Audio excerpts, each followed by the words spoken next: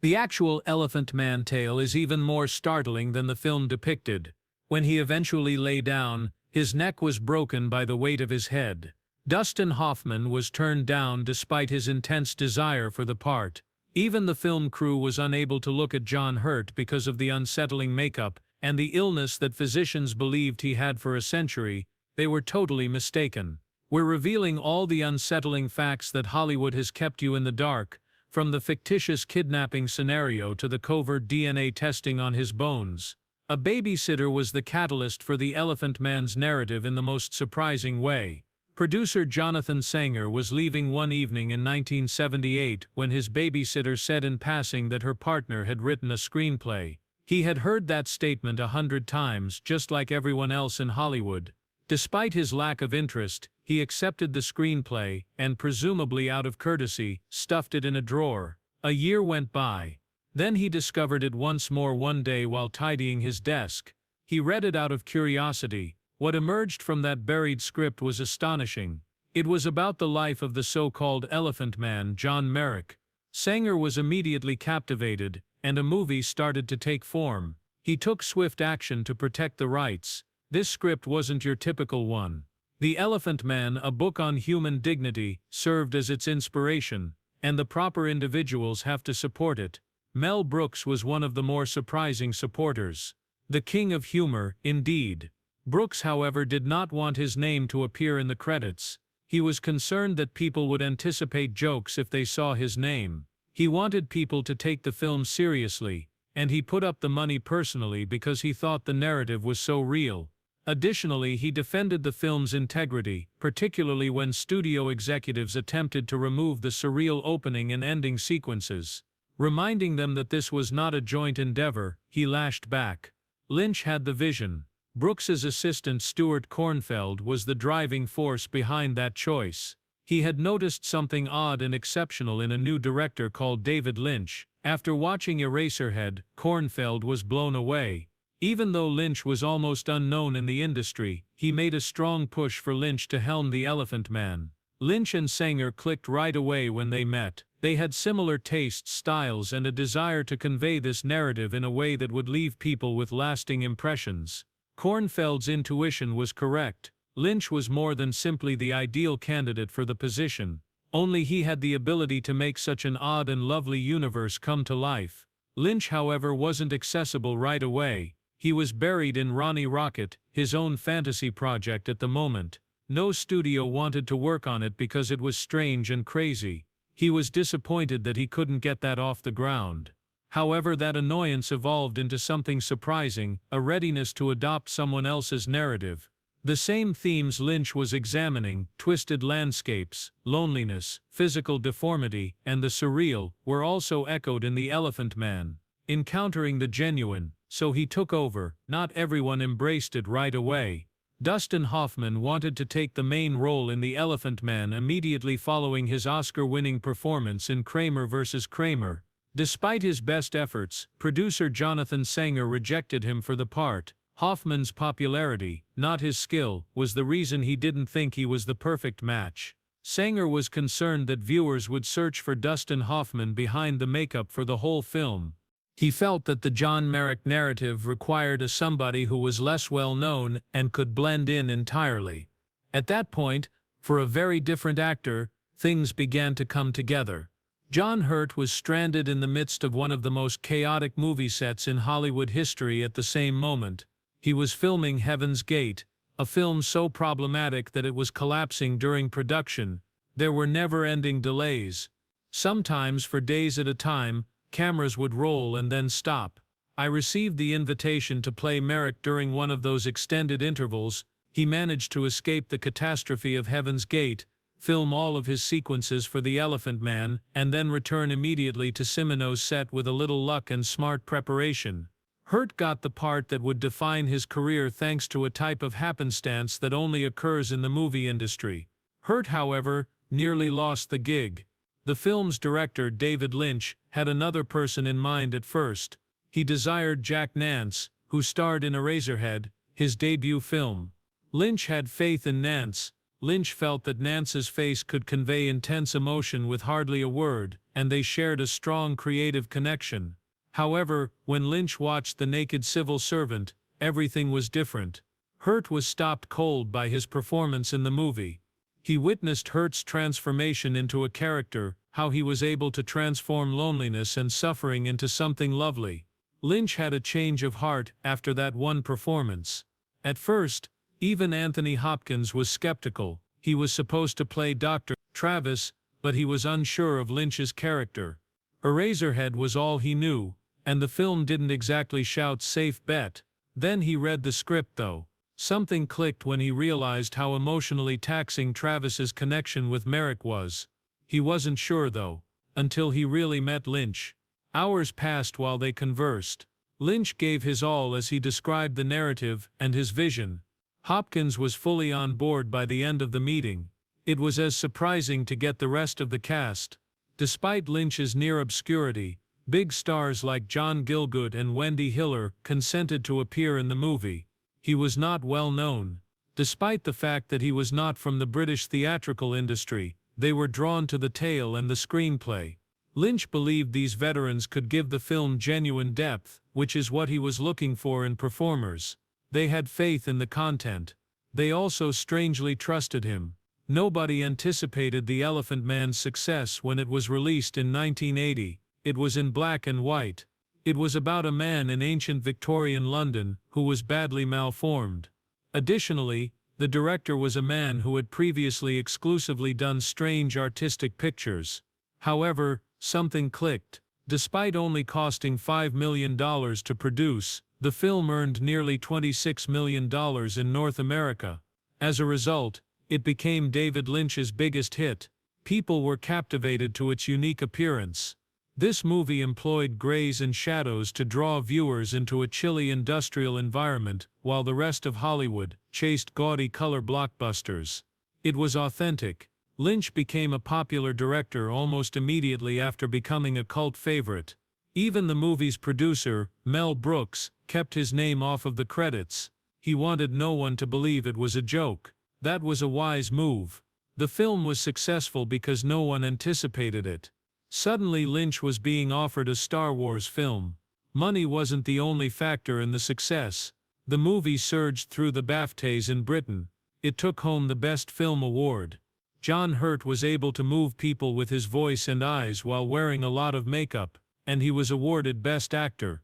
The sets also won a Best Production Design award because they were so realistic. With its gloomy hospitals and filthy alleys, the entire place had the appearance and feel of London in the 19th century, and it was important to the British public. After all, this was their narrative. It was where Joseph Merrick, in real life, resided and passed away. The film's numerous writing, editing, and directing nominations demonstrated that the industry not only respected but also admired it. However, something odd occurred in America. The Elephant Man tied Raging Bull for the most Oscar nominations that year with 8. It didn't receive a single award for Best Screenplay, Best Actor, Best Director, or Best Picture.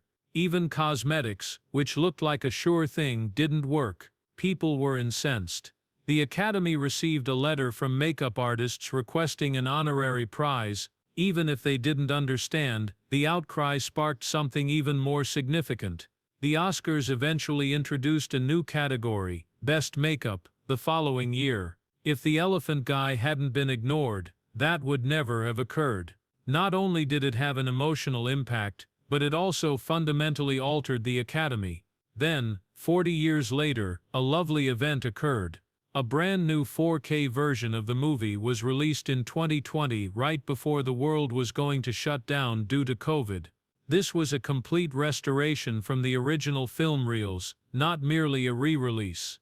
Lynch kept a close eye on every frame, cleaning and correcting them. He personally ensured that it had the exact appearance he had always desired. Details that had been forgotten for decades were uncovered in the updated edition. Light, shadows, and textures have all been revived. The movie found its audience despite cinemas closing all across the world. It was streamed. Purchased it, while art card and pop-up church enthusiasts waited in line for the limited edition. The film was back and stronger than before, and many were as surprised by it as they were when it originally came out. In some ways, The Elephant Man got stronger over time, while some films don't. John Hurt accepted a part that would challenge his body and intellect in ways that few actors ever encounter. When he decided to play Joseph Merrick in The Elephant Man, he had to be on set at 5 in the morning every day. From that point on, his day became a protracted struggle with fatigue and prosthesis. Applying the cosmetics alone takes up to 9 hours. John would thus have to wait until the afternoon to begin filming. Additionally, he had to wear that thick makeup until late at night, sometimes until 10 p.m., after filming started. It took him 2 more hours to pull it all off, even after the cameras stopped rolling. He worked about 19 hours straight on the days he was filming. He was only able to film every other day since it was so cruel. John even made the joke, "I think they've finally made me hate acting," at one point. Christopher Tucker, who created the makeup effects, also didn't cut any corners. An actual plaster cast of Merrick's body was made available to him when he visited the Royal London Hospital. Merrick's original hair was still in part of that cast. Tucker used that to create almost lifelike prostheses. He designed 15 distinct components that have to be worn in precisely the same sequence each time. Everything was in the last glance. The protruding bone structures, the curled lip, the hanging skin, and the large forehead. Some were so taken aback by how lifelike it appeared that they mistakenly believed the production images were color portraits of the real Elephant Man. Every day, everyone around John couldn't help but respond as the makeup came together. The team first simply stared, then they turned their heads aside. Some even claimed that it was like going back in time to the 1800s, when the actual Merrick was first seen and nobody knew how to react. The initial test gave even David Lynch, the filmmaker, nightmares. When John entered the set, guests would either gasp or go quiet. Additionally, even after months of working with him, crew members continued to avoid making eye contact with him while he was dressed in full costume. The entire production felt uncannily similar to Merrick's actual life because of that eerie atmosphere. However, the emotional response was only one aspect of it. The bodily anguish was a very other matter. John was unable to consume solid meals because the prostheses were so tight. He had to use a straw to drink his food. By the middle of each day, the almost 20-pound headgear alone was causing severe neck pain. He had trouble turning his head. He had rashes from the adhesive on his skin. The layers retained so much heat that he was sweating all the time, and he could only see with one eye. He had shed 12 pounds by the time the movie was finished. Later, he compared it like being buried alive. Nevertheless, he persevered and delivered a performance that would get him a nomination for an Oscar. Another huge problem was getting the voice perfect. John didn't only speculate as to Merrick's possible voice. Experts who had examined Merrick's skull collaborated with him. Merrick's mouth was so malformed that he could not move his tongue, and they discovered that he was mostly deaf. John talked with his mouth partially closed while wearing a customized dental plate to replicate that. His voice cut through confined areas as his head slanted to one side. Despite the soreness in his throat, he exercised for hours every day. He claimed that finding Merrick's voice was more difficult than doing the makeup, but it was important to him. He wanted to give the impression that Merrick was both smart and vulnerable. Medical professionals ultimately commended the rendition for sounding quite similar to the genuine Merrick. Although the tale in the film The Elephant Man is intensely emotive, not all that is seen on screen is true. The name itself has one of the most significant errors. Throughout the movie, Joseph Merrick, the actual guy who created the legend, is referred to as John Merrick. This decision was not made at random. It was taken from an old memoir by a physician who had previously cared for him. He mispronounced the name, which was perpetuated in novels and films until it became a truth. Because the incorrect name had already been ingrained, many disregarded evidence that pointed to the proper one. Another creation in the movie is Mr. Bites, the ruthless showman. The man who displayed Merrick in real life was Tom Norman. Norman was more of a businessman than a villain. In contrast to the aggressive drunk we see on TV, He didn't mistreat Merrick or confine him. They just spent a few weeks together before the cops shut down the program. Later, Norman raised a big family and ran more shows. However, the film required a villain. Consequently, it misrepresented his narrative as being far worse than it actually was. Then there's the night porter, a hospital employee who infiltrates the building to watch Merrick while he's meant to be sleeping. There was never such a character. Although there is no evidence that anybody at the hospital mistreated Merrick, the filmmakers included him to highlight how vicious individuals can be, even in settings where Merrick should have been protected. It never occurred that he made Merrick drink and then placed him on display once more. It was all a fabrication to add to the drama. Additionally, the movie distorts Merrick's relationship with actress Madge Kendall. In the film, she pays him many visits, speaks to him politely, and even displays her body to him in a surreal scene intended to demonstrate his innocence. That didn't occur. There is very little evidence that she ever met him in person, although she did assist raise money for his treatment. Nevertheless, the film depicts their lovely relationship, giving the impression that Merrick made acquaintances in high society. It's heartwarming but untrue. And the most drastic aspect? That horrific scenario of abduction. The one in which Merrick is confined to a cage, pulled away by bites, and sent to live with monkeys. It's all just fictitious. Merrick was never removed from the medical facility. Kind-hearted circus performers did not save him. In order to shock the audience and demonstrate how far he had gone from being treated like an animal, the entire scene was created for emotional effect. Joseph Merrick was not looking for sympathy. He desired to be understood. He sold a little shoddily produced brochure during his exhibition days in the 1880s as the best method to try to do that. It wasn't elegant, but it was honest. He described how at the age of 3 the malformations first appeared. Beginning with minor blemishes on one side, they became worse with time. He also talked about how the death of his mother when he was 12 made his life much more difficult. He was soon living on the streets, after receiving unfavorable treatment from his stepmother. He claimed that he would rather starve outside than eat at home, since he was so severely ridiculed. Even if it hurts to read, these were his own words, and much more truthful than the spectacular tales that were subsequently invented for plays and movies. Everyone who read the booklet retained one aspect of it. A little poem that Joseph frequently recited in his letters was added. "'Tis true my form is something odd, but blaming me is blaming God." He used these remarks to express that even if I'm not to blame, I still matter. Keeping a feeling of dignity that no deformity could take away, he would use it to sign off on letters to rich hospital visitors. Although Tom Norman, the man behind Joseph's last public display, was not the evil that people believe him to be, his time in exhibits is frequently depicted as harsh. Norman stood outside his London show and shouted, "He's not here to frighten you, but to enlighten you," employing the ostentatious and noisy strategies that were popular in Victorian England.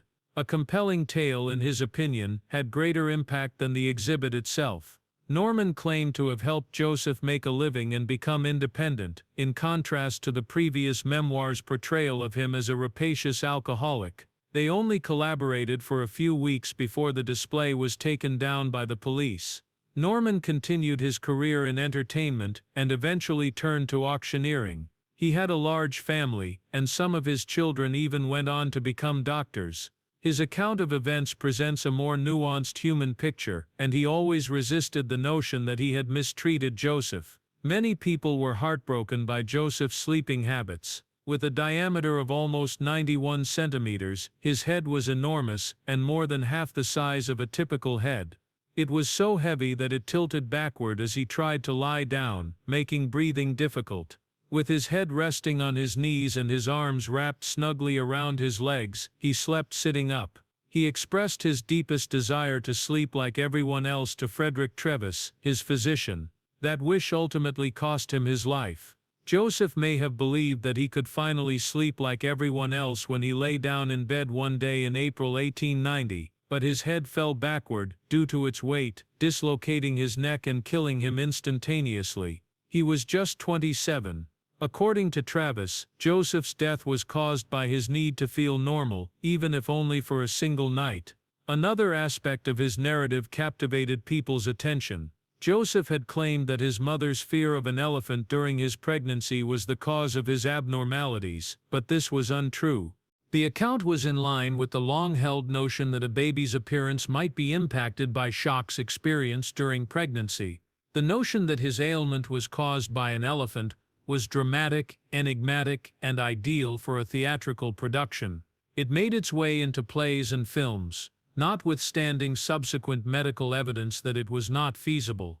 In actuality, contemporary science indicated something very different. For many years, medical professionals believed Joseph had neurofibromatosis, an illness in which tumors develop on nerves. At the time, it made logical, and the phrase elephant man disease spread. However, by the 1980s, scientists had come to the conclusion that something was amiss. The characteristic nerve tumors and skin patches of that syndrome were absent in Joseph. Rather, his situation mirrored Proteus syndrome, a considerably uncommon illness. This disorder results in the uncontrollable growth of certain bones, skin, and tissues, frequently in a single area of the body. That would account for Joseph's peculiar physical growth, particularly the stark contrasts between his left and right sides.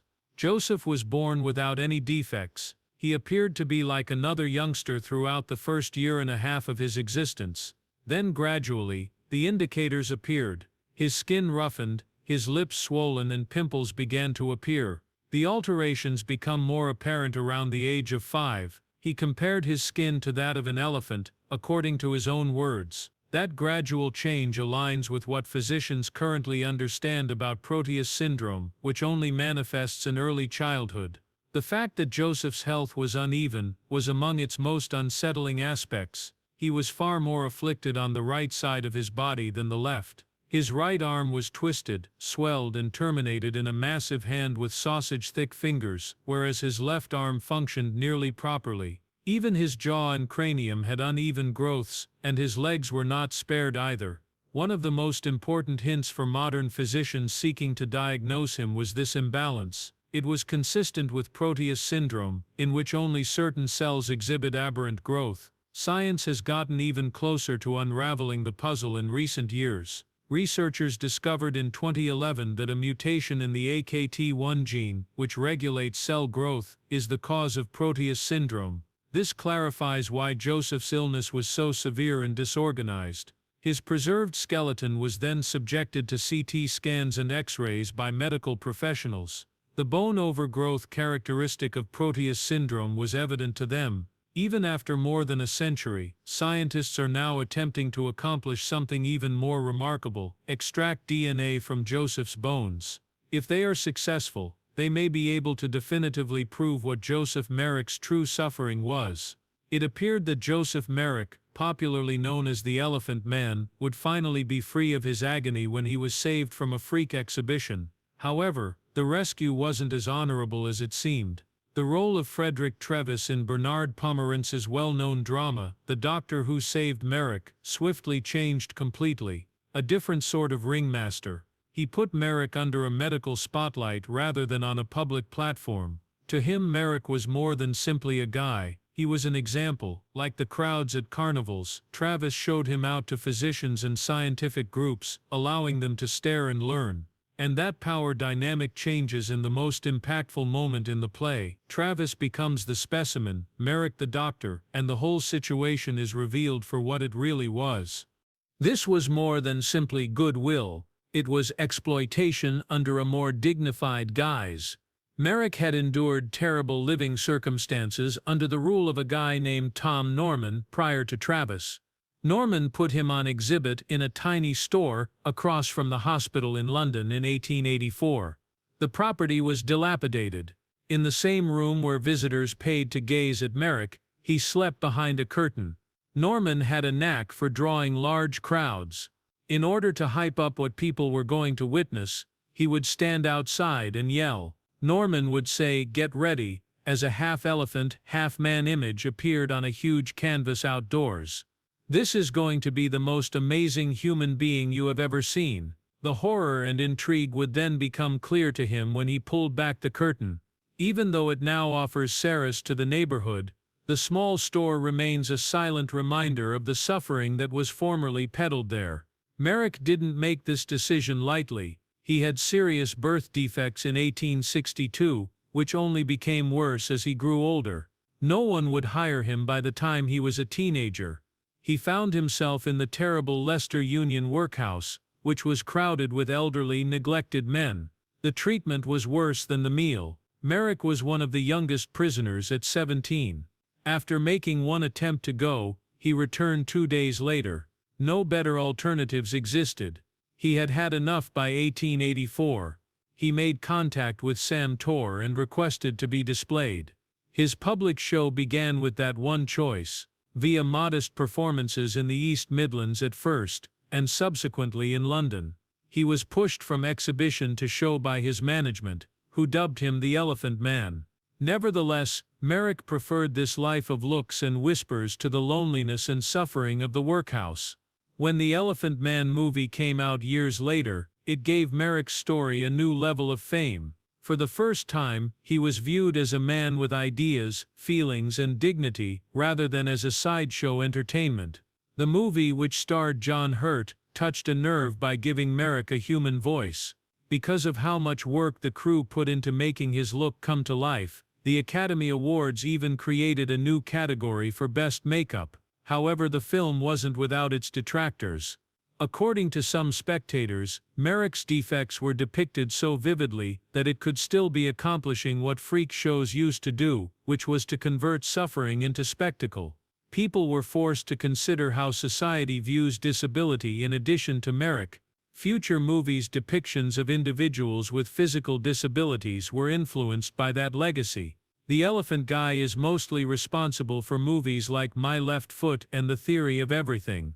It increased awareness of uncommon ailments, but it also sparked debate over who should and how to share these tales. Bernard Pomerantz, the play's narrator of Merrick's narrative, rose to international fame as a result.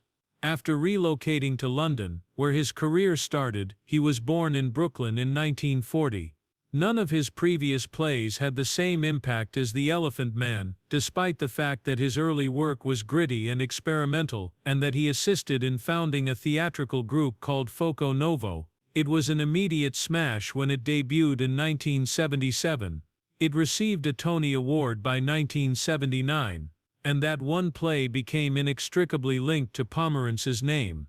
He went on to write more plays, such as Melons, and even made a comeback to Broadway in 2014 with a production that starred Bradley Cooper.